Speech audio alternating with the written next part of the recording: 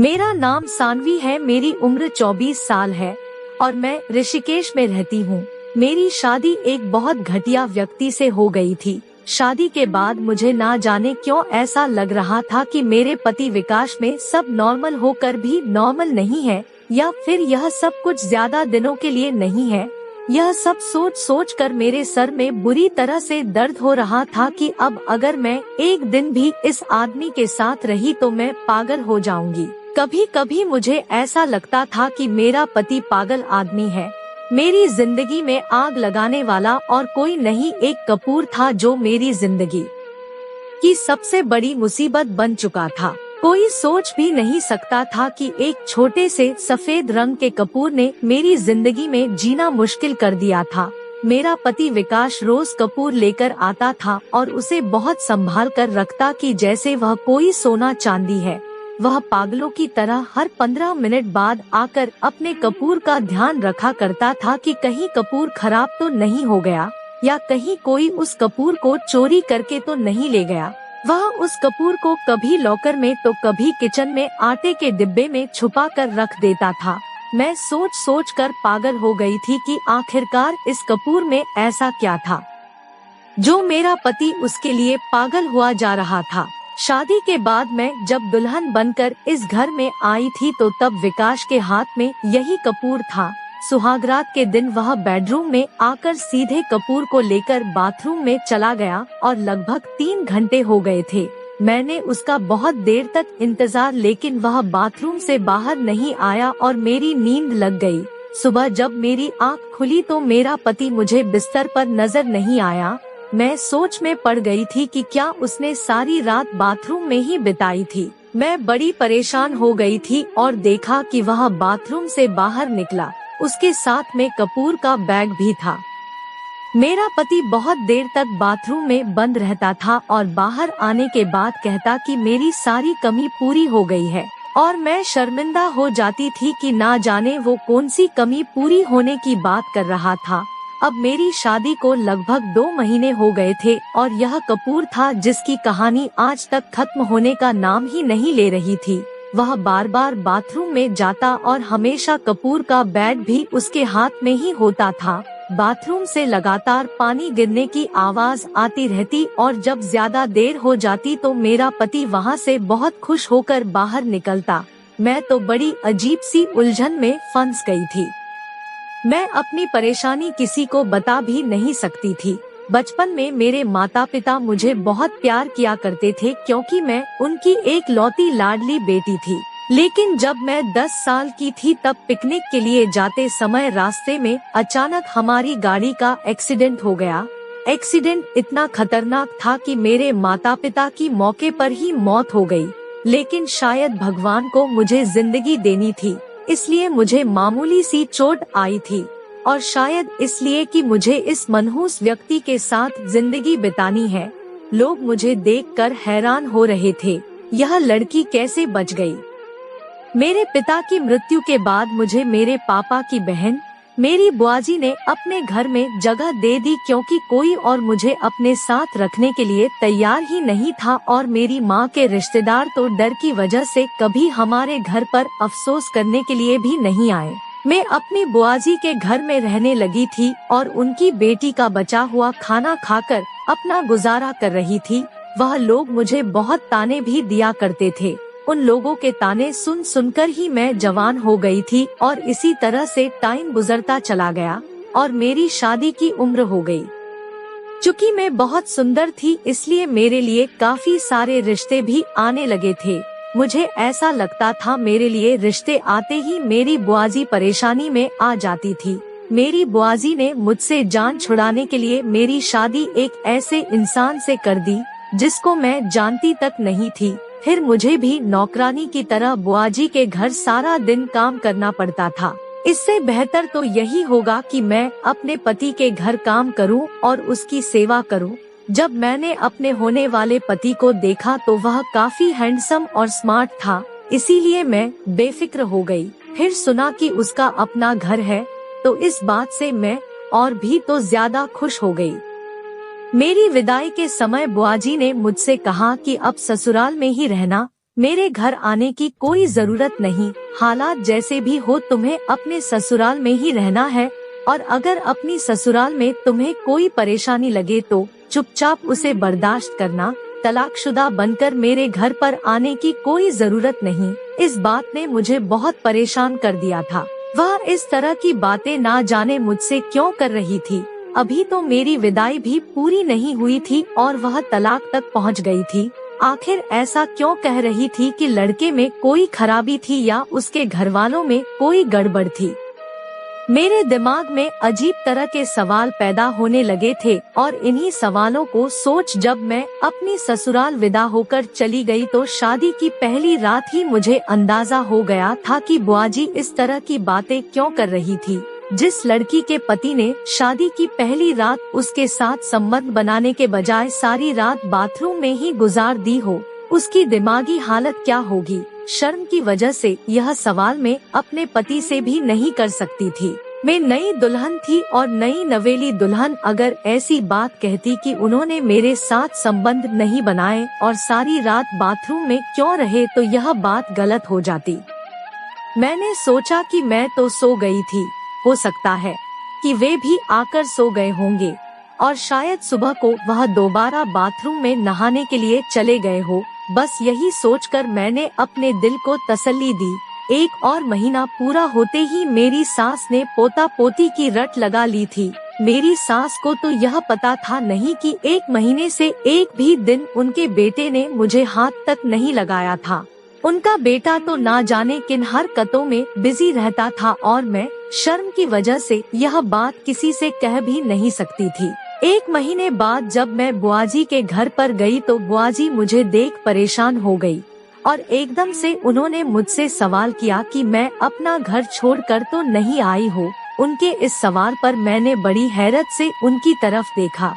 मेरी विदाई के समय भी उनका मेरे साथ यही व्यवहार था और मैं पूरे 1 महीने बाद उनसे मिलने के लिए आई थी, तब भी वह मुझसे ऐसे अजीबोगरीब बातें कर रही थी। मैंने बुआजी से कहा कि नहीं, मैं तो सिर्फ आपसे मिलने के लिए आई हूँ। मुझे उनकी बात से गहरा दुख पहुँचा था। मैं उदास होकर ससुराल वापस आ गई और इधर देखा कि मेरा पति कपूर उठाकर बाथरूम में जा रहा था। अपने पति को मैं कभी दिखाई नहीं देती थी।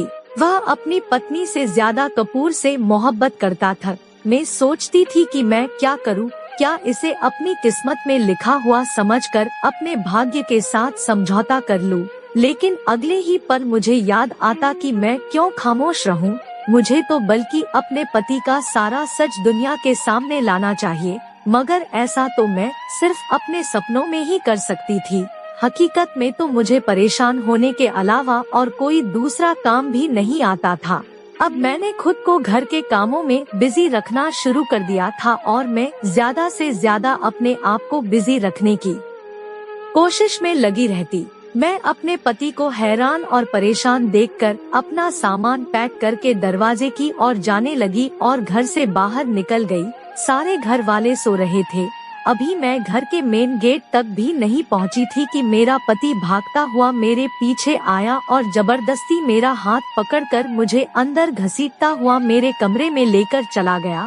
मैंने शोर मचाने की कोशिश की तो उसने मेरे मुंह पर हाथ रख लिया, जिससे मेरी आवाज निकलनी बंद हो गई थी और वह हल्की हल्की आवाज में मुझे खामोश रहने के लिए कहता रहा।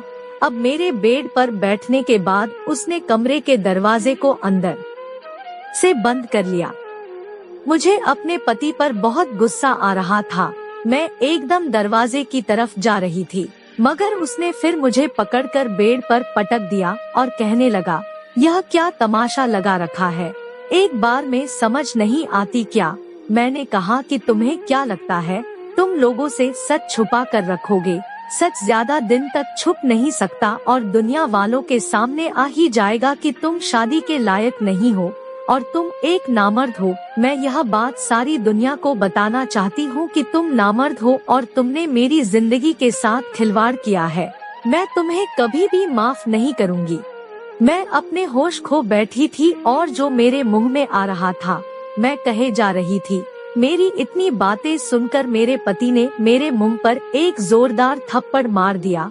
मैं उसका थप्पड़ बर्दाश्त नहीं कर सकी और लड़खड़ाते हुए जमीन पर गिर गई और दर्द से मेरी आंखें भर आई थी और मैं रोने लगी। मुझे इस बात की उम्मीद बिल्कुल भी नहीं थी कि मेरा पति आखिरकार मुझ पर हाथ भी उठा सकता है। अगले ही पल में थप्पड़ का दर्द बुलाकर अपने पति के सामने आकर खड़ी हो गई और कहने लगी कि तुम्हारे थप्पड़ मारने पर भी मैं इस घर में अब और नहीं रह सकती। मैंने वापस चिल्ला चिल्ला कर अपने पति से बात करना शुरू कर दिया था। मेरे पति ने फिर से कहा कि धीमी आवाज में बात करो वरना मुझसे बुरा कोई नहीं होगा।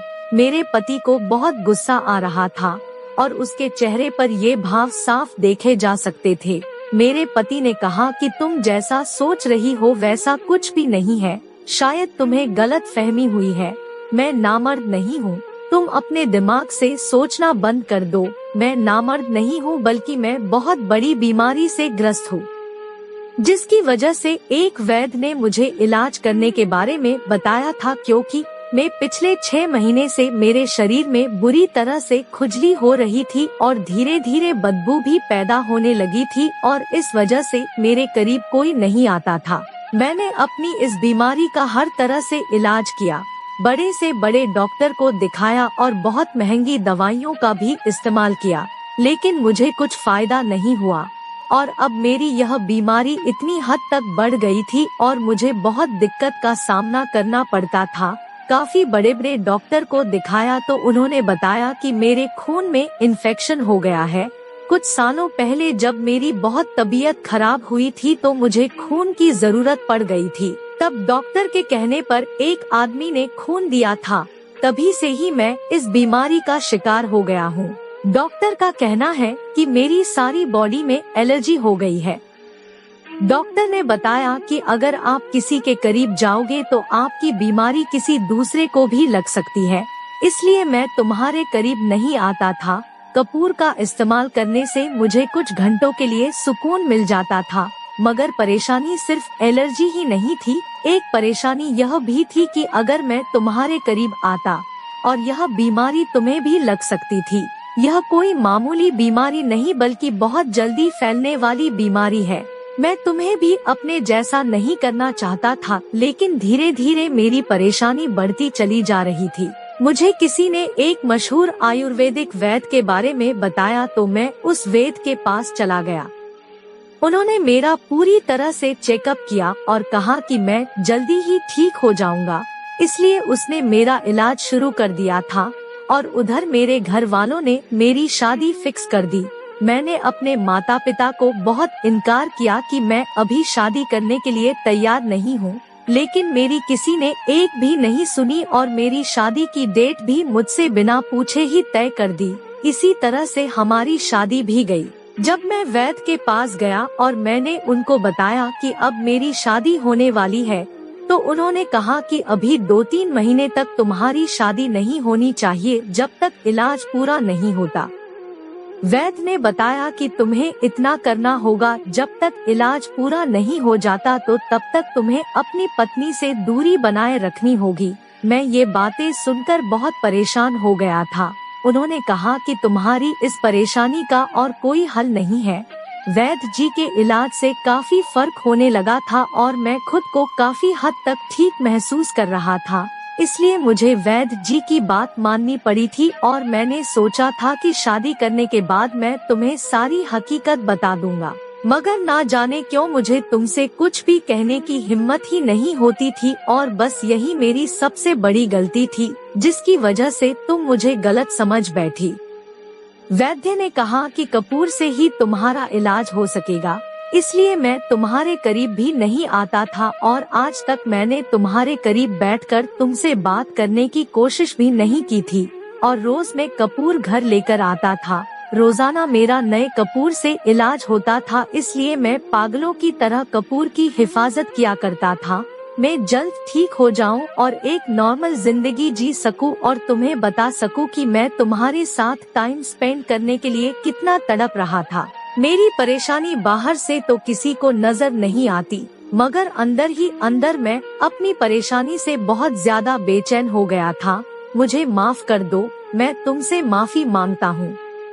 मैंने तुम पर हाथ उठाया और अपनी सच्चाई तुमसे छुपाई। मैं अपने आप को बहुत शर्मिंदा फील कर रहा हूँ। अब मुझे विकास पर यकीन हो गया था, क्योंकि उनकी आंखों से लगातार आंसू निकल रहे थे और उनके चेहरे से सच्चाई साफ साफ नजर आ रही थी। मैंने अपने पति से कहा कि अगर मुझे इस बारे में पहले ही बता देते तो मैं पिछले 5 महीनों से इतना परेशान नहीं होती। मेरे दिमाग में तो तरह तरह की बातें आने लगी थी। मेरे अलावा कोई और भी होता तो शायद आपके बारे में यही सोचता, और तुम्हारी कुछ हरकत ही ऐसी थी जिसकी वजह से मुझे ऐसा लगा कि तुम मुझे धोखा दे रहे हो, और मैं भी अब आपसे माफी मांगती हूँ। मैंने तुमसे बहुत बदतमीजी की। मैंने बहुत शर्मिंदा होकर अपने पति से माफी मांगी और उन्हें यकीन दिलाया कि मैं हमेशा आपका साथ दूंगी, और जब तक आप पूरी तरह से ठीक नहीं हो जाते मैं आपका पूरा ख्याल रखूंगी। वह दिन है और आज का दिन है। मैं और मेरे पति हमेशा एक दूसरे के साथ है, और भगवान की बहुत बड़ी कृपा है कि धीरे धीरे उनकी बीमारी खत्म हो गई और मेरे पति अब बिल्कुल ठीक है, और हम पति पत्नी एक दूसरे के साथ बहुत अच्छी जिंदगी गुजार रहे हैं। दोस्तों, बहुत सी ऐसी छोटी छोटी गलतफहमियां हैं जो घर को बर्बाद कर देती है। हमें अपने लाइफ पार्टनर को अच्छी तरह से समझने की कोशिश करनी चाहिए, लेकिन हम तो सिर्फ अपने बारे में ही सोचते हैं। हम नहीं जानते कि उसके दिल का हाल क्या है। मैं भगवान से प्रार्थना करती हूँ कि भगवान हम लोगों को सोचने और समझने की हिम्मत दे और ताकत दे, और हम सही फैसला करें। अब मेरे पास एक 2 साल की बेटी भी है। ऐसा लगता है जैसे मेरी जिंदगी से सारी परेशानियाँ खत्म हो गई है, क्योंकि मेरे पति इतने अच्छे पति हैं कि कभी कभी मुझे अपनी किस्मत पर यकीन ही नहीं आता कि यह वही आदमी है जिस पर मैंने पहले इनको जाने बिना ही काफी सारे इल्जाम लगाए थे और शक किया था। अब मैं अपने पूरे परिवार के साथ बहुत खुश हूँ। आशा है आपको यह कहानी अच्छी लगी होगी। इसे जरूर लाइक करें और हमारे चैनल को भी सब्सक्राइब करें, ताकि आपको और भी इसी तरह की मोटिवेशनल व अन्य शिक्षाप्रद कहानियाँ मिलती रहे। धन्यवाद।